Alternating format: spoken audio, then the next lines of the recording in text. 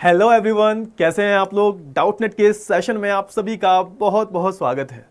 बच्चों, आज के सेशन की हम बात करें तो आज हम क्या करेंगे, तो आज हम एक बहुत ही इंटरेस्टिंग सा टॉपिक को जो है कवर करने वाले हैं।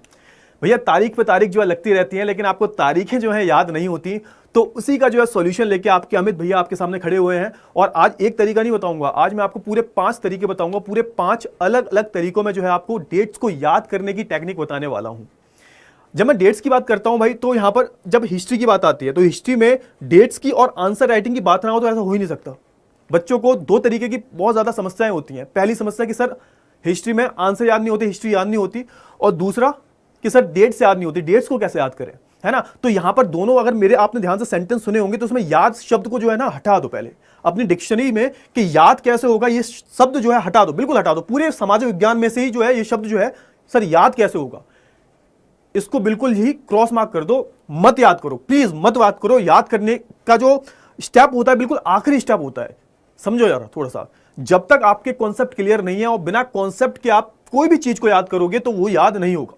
और आपकी मेमोरी बहुत ज्यादा ही शार्प है तो याद हो जाएगा ना, तो वो काइंड ऑफ एक रट्टेपने वाली बात होगी, है ना। आप रट रहे हो, और रटने वाली जो चीजें होती है ना बहुत ही लिमिटेड टाइम तक जो है आपके ब्रेन में रहती हैं। अगर कोई भी चीज को आप समझ रहे हो और समझ रहे हो और बहुत अच्छे से एनालाइज कर रहे हो, उसके बाद वो चीजें याद अपने आप ही होती चली जाती हैं। क्लियर है। तो यहां पर भी इस सेशन में भी हम जो है डेट्स पे बात करने वाले हैं। मैं आपको 5 तरीके बताऊंगा डेट्स को याद करने के, और इन 5 तरीकों में से आपको कोई भी अच्छा तरीका लगे वो आप फॉलो कर सकते हो। वैसे तो मैंने ये जो सेशन है पहले भी लिया है कई बारी, और उसमें मैंने कई अच्छे अच्छे तरीके बताए हैं, लेकिन इसमें जो है आज 2 एक्स्ट्रा तरीके जो है मैं बताने वाला हूं। पूरे 5 मेथड बताने वाला हूं मैं आपको, जिससे जो है आप अच्छे से जो है आप अपनी डेट्स को याद कर सकते हो। ठीक है ना। तो बिना किसी देरी के सेशन को जो है हम शुरू करते हैं।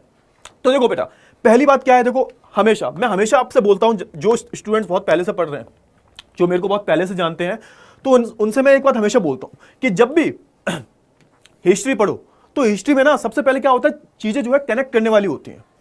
प्रॉब्लम क्या होता है, बच्चा जब हिस्ट्री पढ़ता है ना तो वो ना हर टॉपिक को, कोई भी अलग जैसे टॉपिक है उसको अलग अलग काउंट करता है कि ये टॉपिक अलग है तो इसे अलग पढ़ेंगे, दूसरा टॉपिक आएगा वो अलग टॉपिक है। लेकिन ऐसा होता नहीं है। अगर ठीक से आप पढ़ोगे, ठीक से एनालाइज करोगे चीजों को, तो हर एक टॉपिक जो होता है वो एक दूसरे से जुड़ा हुआ होता है ना। जैसे भारत में राष्ट्रवाद पढ़ोगे तो पहला जो टॉपिक था बेसिकली वो ये था कि प्रथम विश्व युद्ध का भारत पर असर क्या हुआ, ठीक है। और उसके बाद ठीक उसके बाद ही जो है गांधी जी की एंट्री होती है, और गांधी जी की एंट्री भी जो है प्रथम विश्व युद्ध के टाइम पे हुई थी।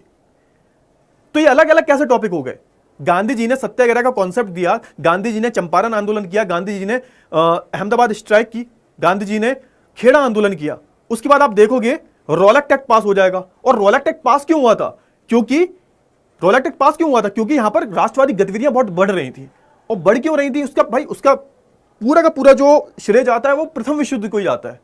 तो प्रथम विश्व युद्ध से भारत में क्या असर हुआ था वो हमने सारी चीजें पढ़ी, और उसके बाद चीजें किसके अकॉर्डिंग आगे बढ़ती हैं, तो वो प्रथम विश्व युद्ध के अकॉर्डिंग ही तो आगे बढ़ती हैं। तभी तो रॉलेट एक्ट पास किया, और रॉलेट एक्ट पास हुआ तभी जलियांवाला बाग कांड हुआ, है ना। रॉलेट एक्ट पास हुआ था, उसके विरोध में ही तो यहां पर जलियांवाला बाग में लोग प्रोटेस्ट कर रहे थे। उसके बाद ये कांड हुआ। उसके बाद क्या हुआ, हर चीज मतलब हर इवेंट जो है, मतलब एक आपने कहावत सुनी है ना, साइंस में every action has equal and opposite reaction. तो ये यहां पर हर एक जो एक्शन हो रहा है अंग्रेजों का, उसका एक रिएक्शन हो रहा है ना। जब जलियांवाला बाग कांड हो जाता है, फिर अचानक से क्या होता है, अचानक से असहयोग आंदोलन शुरू हो जाता है। आप सुनना ध्यान से, अब मैं पूरा कनेक्ट करवा रहा हूं आपको, ऐसे ही कनेक्ट किया करो, ठीक है। असहयोग आंदोलन शुरू हो गया, फिर गांधी जी ने सोचा क्यों ना हम खिलाफत आंदोलन को असहयोग आंदोलन को जोड़ लें, क्योंकि हिंदू मुसलमान एक हो जाएंगे। अब सुनना ध्यान से, अब अगर प्रथम विश्व युद्ध ना हुआ होता तो खिलाफत आंदोलन कहां से होता। खिलाफत आंदोलन था क्या कि टर्की हार गया था, और जब टर्की हार गया था, अंग्रेजों ने उस पर कब्जा कर लिया, तो वो एक संधि साइन करवा लेते हैं। तो पूरे दुनिया के जो मुसलमान होते हैं वो काफी जो है ऑफेंड हो जाते हैं भाई, है ना। काफी अपनी जो है एक बेइज्जती, उन्हें ऐसा लगता है हमारी बेइज्जती हुई है। तो अगर प्रथम विश्व युद्ध होता ही नहीं तो ये सारे इवेंट कैसे होते। अब यहां पे आप समझे कि हर एक चीज जो है वो कनेक्टेड है, जुड़ी हुई है हिस्ट्री में। तो कनेक्ट करके ही जो आप अगर पढ़ोगे तो डेट्स तो आपको अपने आप याद हो ही जाएंगी। वही तो मैं बताने की कोशिश कर रहा हूं कि आप डेट्स को सेपरेटली याद करते हो, ये बहुत ही गलत बात है। अलग अलग डेट्स को याद मत करो।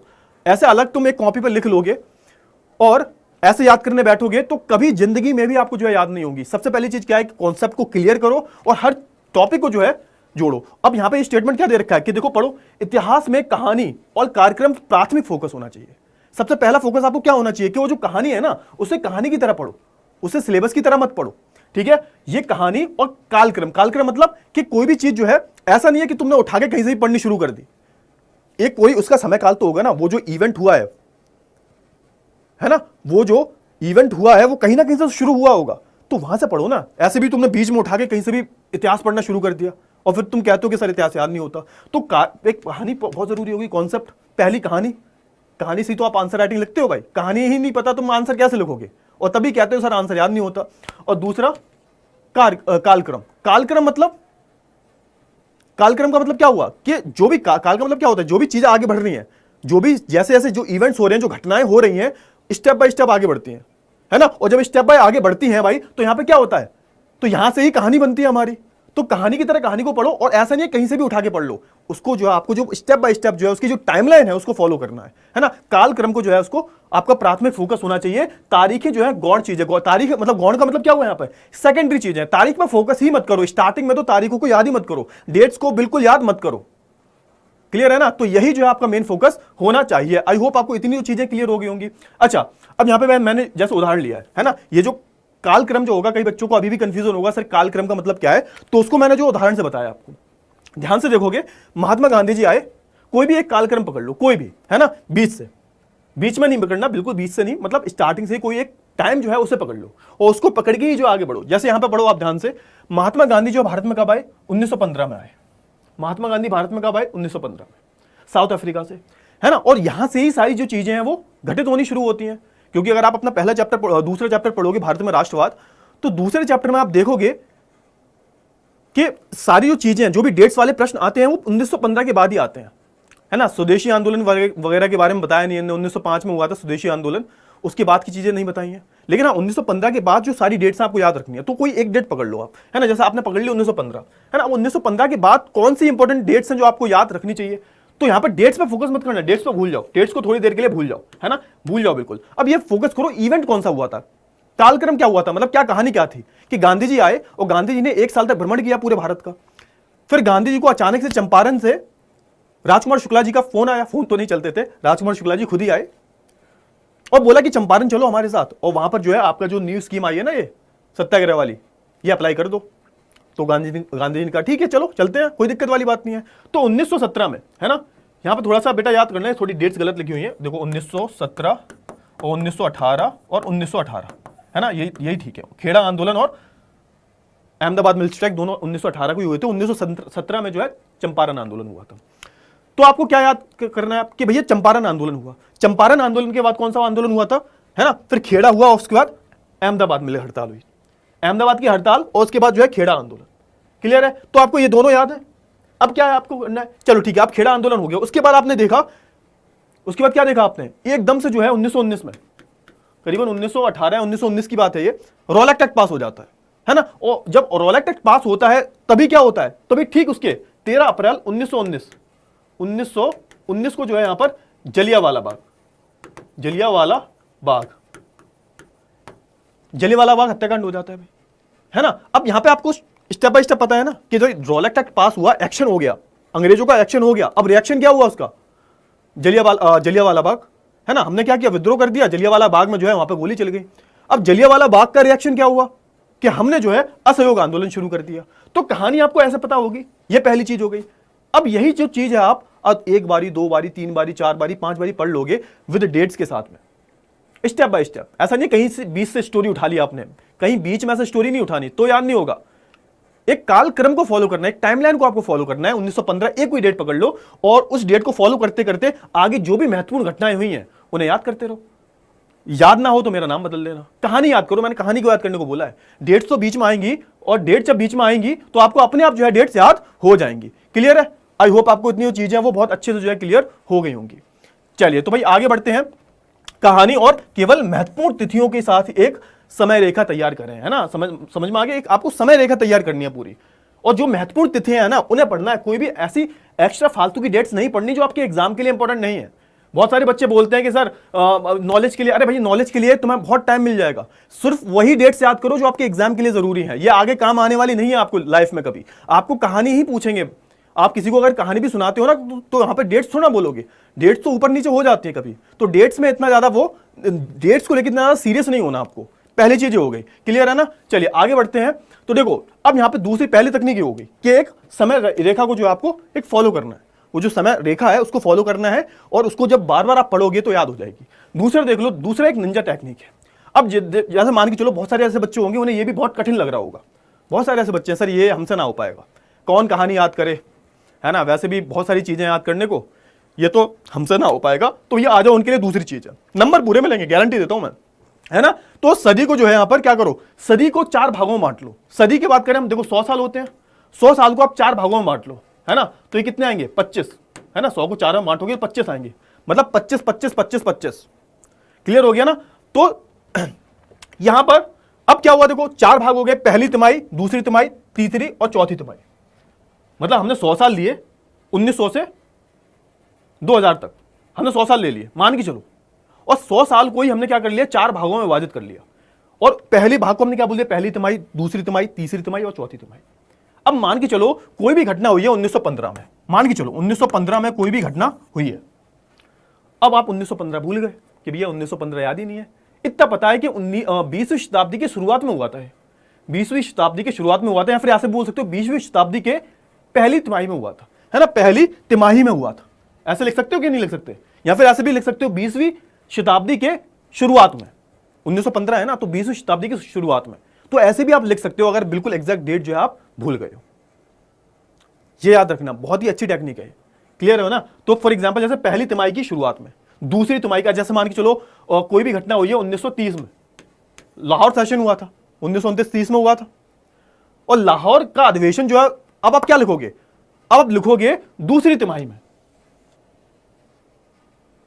दूसरी तिमाही की शुरुआत में, ऐसे लिख सकते हो, दूसरी तिमाही के शुरुआत में, है ना। कोई चीज तीसरी तिमाही में हुई है, चौथी तिमाही में हुई है, या फिर ऐसे भी लिख सकते हो 20वीं शताब्दी के अंत में।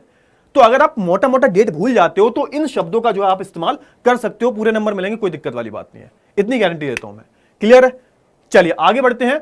अब यहां पर तीसरा रूल है, ये इस रूल को हम बोलते हैं रूल ऑफ अप्रोक्सीमेशन। अप्रोक्सीमेशन का मतलब क्या होता है कि मोटा मोटा ऊपर नीचे, बिल्कुल एग्जैक्ट नहीं होगा, बिल्कुल वही नंबर नहीं होगा, बिल्कुल वही डेट नहीं होगी, लेकिन फिर भी आपको पता होगा, फिर भी आपको, जैसे मान के चलो 1915 कोई डेट है, 1915 डेट है, लेकिन आपको 1915 नहीं पता, आपको ये पता है कि 1915 से 20 में हुई है, आप 1915 भूल गए हो मान के चलो, और आपको इतना पता है कि 1910 के बाद ही हुई है ये चीज, है ना, 1915 के बाद ही हुई है ये चीज। मान के चलो 1917 में चंपारण आंदोलन हुआ, अब आप भूल गए, आपको लग रहा है 1918 में हो सकता है, 1916 में भी हो सकता है। बहुत सारे बच्चों को यही कंफ्यूजन होता है कि वो आगे पीछे भूल जाते हैं, एग्जैक्ट डेट याद नहीं रहती, उसके आगे पीछे की डेट याद रहती है।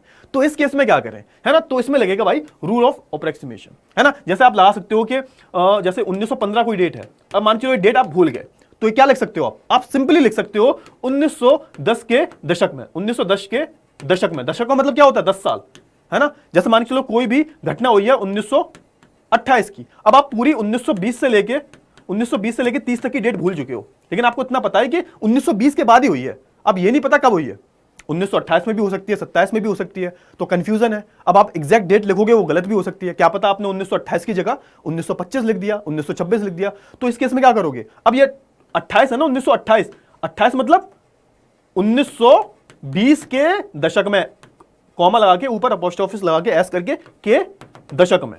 दशक का मतलब ही क्या होता है, 10 साल, मतलब 1920 के दशक का मतलब क्या हुआ कि 1920 से लेके 1930 तक, ऐसे जो है आप लिखोगे तो आपको पूरे नंबर मिलेंगे, कोई दिक्कत वाली बात नहीं है ना। अब देखो मेरे अकॉर्डिंग जो है सबसे बढ़िया तरीका है ये वाला। इससे क्या होगा, इससे अगर आप एक बारी, दो बारी, तीन बारी पढ़ लोगे तो आपको चीजें अपने आप याद हो जाएंगी, तो आप एग्जैक्ट डेट लिखोगे, एग्जैक्ट डेट लिखोगे तो कोई कंफ्यूजन नहीं है। लेकिन हाँ, इन केस अगर आप डेट भूल जाते हो तो दूसरा और तीसरा तरीका जो है अपना सकते हो। आप कहोगे सर आपने तो बोला था 5 तरीकों के बारे में, 5 तरीके हैं भाई, मेरे पास 5 तरीके हैं, लेकिन हाँ अब थोड़ा सा ध्यान देना, जो चौथा और पांचवा तरीका है ना, वो मैं इन वाले बच्चों के लिए लाया हूं, इन वाले बच्चों के लिए, है ना। जो पहला तरीका है ना, ये वाला पहले तरीके वाले के लिए लाया हूं, है ना। पहला तरीका अगर आप प्रॉपर जो है एक समय काल को, एक समय की रूपरेखा को अगर आप फॉलो कर रहे हो तो उसके लिए लेके आया हूं। आ जाओ भाई, जानते हैं चौथा टेक्निक क्या है। चौथी टेक्निक की अगर मैं बात करूं तो सबसे पहले क्या करना है आपको, आपका जो भी रूम है, मान चलो सिंगल ही रूम है, या फिर आप रूम, जिस रूम में आप पढ़ते हो, सिंपल सी बात है, किसी का पर्सनल रूम होगा, किसी का पर्सनल रूम नहीं होगा, किसी का जिस रूम में आप पढ़ते हो, तो भाई उस रूम के अपने गेट पे, उस रूम के गेट पे लगा लो, डोर्स पे, है ना, या फिर जो विंडो है, खिड़कियां जो है, उस पे पूरा जो है यहां पर आपको एक पर्चा बना लेना है, और उस पर्चे पे आपको सिर्फ डेट्स नहीं लिखनी, उस पर्चे पे आपको क्या लिखना है, उस पर्चे पे आपको वो कहानी मतलब एक एक लाइन में, जैसे असहयोग आंदोलन या ना कोई भी इंपॉर्टेंट इवेंट जो है वो जो है कहानी, हल्की सी कहानी लिखनी है। और हाँ, वो जो कहानी होनी चाहिए पूरी समय रेखा को फॉलो कर रही हो, है ना। ऐसा नहीं है कहीं से बीच से उठा के लिख ली, मैंने समय रेखा का मतलब आपको ऑलरेडी बता दिया है। लिख लो आप, और वो जो है उसका जो है आप फोटोकॉपी करवा के 3-4 जगह जो है चिपका दो, अपनी टेबल पे रख दो। जैसे आपने बहुत सारी चिट्स बना ली होंगी, चिट्स, है ना, बहुत सारी चिट्स बना लेते हो ना छोटी छोटी, वो चिट्स जो आपने चिपका लो। अब जब भी क्या करोगे, जब भी आप उस गेट से गुजरोगे, उस दरवाजे को देखोगे, उस खिड़की को देखोगे आप, है ना, और टेबल के सामने आप अपने जो वॉल होती है, दीवार जो होती है, उस पर जब आप देखोगे, बार बार एक चीज को देखोगे, बार बार एक चीज को देखोगे, तो एक साइंटिफिकली प्रूवन है कि वो चीज आपको जो है याद हो जाती है। मतलब जैसे मान के चलो आपने बहुत सारे लोगों को आप मिले होगे, बहुत सारे लोगों को, लेकिन कोई एक इंसान आपको 1 हफ्ते 2 हफ्ते तक मिलता रहे तो उसकी शक्ल आपको याद हो जाती है। क्लियर है ना, उसकी शक्ल भी याद हो जाती है आपको, वो शक्ल जो है माइंड में रहती है। और ये साइंटिफिकली प्रूवन है कि आप एक चीज को जो है डेली देखोगे तो वो 20 से 21 दिन में आपको याद हो ही जाएगी, है ना। तो ये चौथी टेक्निक है। पांचवी भी बहुत अच्छी टेक्निक है। पांचवी टेक्निक क्या है कि आप अपनी ही आवाज में जितनी भी डेट्स हैं और प्लस आप समय रेखा जो है, समय रेखा मत भूलना, समय रेखा प्लस जितनी भी डेट्स हैं या फिर जितनी भी ईयर्स हैं वो आप सब जो है याद कर सकते हो, है ना। फिर क्या करो, वो रिकॉर्डेड फॉर्मेट में गानों की तरह सुनते रहो। जब एक गाना जो है, अभी आप बहुत सारे बच्चों को पूछ दिया देंगे ना कि कौन सा अरिजीत सिंह का गाना आया है ना, अभी जो नया गाना आया है, आधी लिरिक्स तो तुम्हें याद होंगी, लिरिक्स याद हो जाती हैं तुम्हें, है ना। गानों की लिरिक्स याद क्यों हो जाती हैं तुम्हें?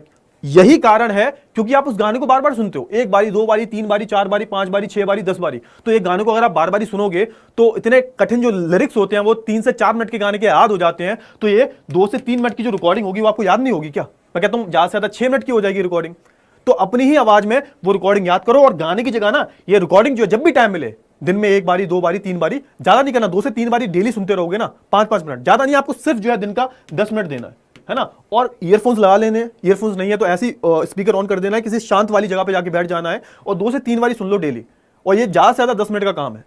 मैं गारंटी से कहता हूं आपको सारी जो डेट्स हैं वो याद हो जाएंगी। तो भाई ये थे 5 तरीके डेट्स को याद करने के। आई होप ये जो सेशन रहा होगा आपके लिए बहुत ही ज्यादा यूजफुल रहा होगा, है ना। चलिए, तो भाई ये आपको करना है, एक बारी प्रैक्टिस करना। 5 में से कोई भी तरीका जो है मैं कहूंगा पहला वाला और चौथा 5वां वाला बेस्ट तरीका है। और जब होता है ना कि एक एंड ऑप्शन भी लेके चलना होता है तो उसके लिए दूसरा और तीसरा तरीका है।